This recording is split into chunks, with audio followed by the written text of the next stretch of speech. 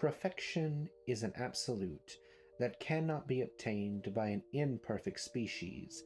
Utopia is a dangerous myth. In the waning days of the Great Crusade, when the Emperor himself, alongside his favored son Horus Lupercal, fights the endless green hordes that dare to threaten humanity's dominance, a small backwater planet is having a bit of a fuss.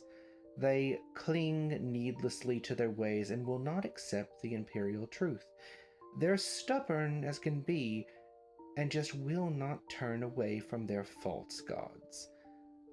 But the creeping influence of chaos, although subtle, is pronounced throughout the entirety. And who else but the Alpha Legion to be called to take out subtle threats? The majority of this story, like a good 90%, is a mix of political intrigue and spies doing cool spy stuff.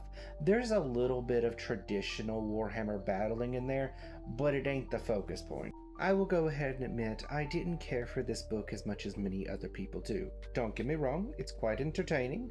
I enjoyed quite a bit of it, but it's not the equivalent of, say, the first 3 books of the Heresy.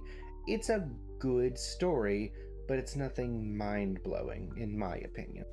Some things to note: people tend to hate the character of John Grammaticus, but I actually quite enjoyed the character, at least in this book. I get the feeling that he might overstay his welcome as the story goes on, but at least in this one I found him sort of a jack of all trades mentality to be quite amusing, and the fact that he could, at least in theory, be a sort of counter to the Alpha Legion to be interesting. I also didn't care for the constant disrespect that the military leadership seemed to give Alpharius, like just constantly questioning him, constantly trying to underhand him. It's just, no, I couldn't imagine them doing that to any other Primarch. When you read Horus Rising, can you honestly imagine any mortal in any situation, in any form of power, daring to step to Lupercal or Sanguinius or Fulgrim? I couldn't imagine it, at least not to the degree that they did in this one. I feel like the Alpha Legion as a whole isn't as respected, and so their Primarch, because he doesn't have that sort of Primarch aura as much about him, also doesn't get the respect he's due, but he's still a Primarch. I like that although the twin Primarchs are twins, they act very differently.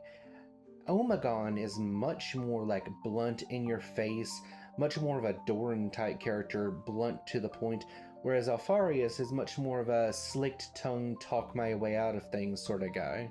I do find it stupid that Alpharius apparently knows about chaos and is willing to tell just some random officer, but not Horus, not his other brothers. It makes no sense. That is a plot hole. I don't care what anyone says.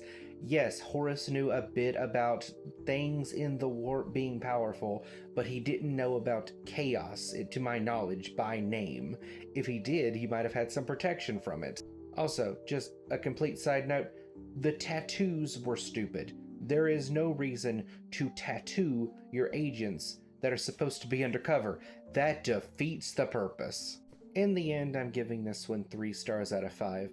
I have much higher hopes for the Mechanicus book that's coming up. I've already read a little bit of it. It's pretty good so far.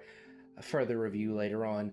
But this book, just kind of middling. You do need to read it if you're in the Heresy, but it's not one I'm exactly jumping off the walls for.